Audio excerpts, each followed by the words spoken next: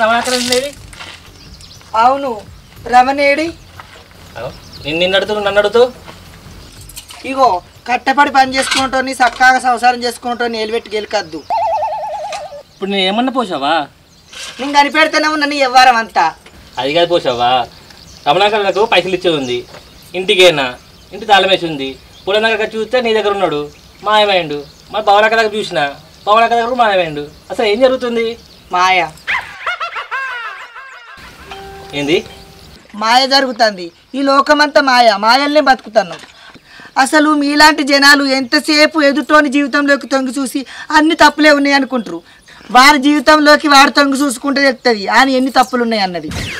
ఏమో పోసావా, నువ్వు ఏమంటున్నావు ఏం అర్థమవుతలేదు. సరే కానీ నీ ఇంటికి అనగలుగుతా. ఇగో పోతే పోతే కానీ గీ తట్ట ఎత్తిపో. తట్టలా గీ తట్ట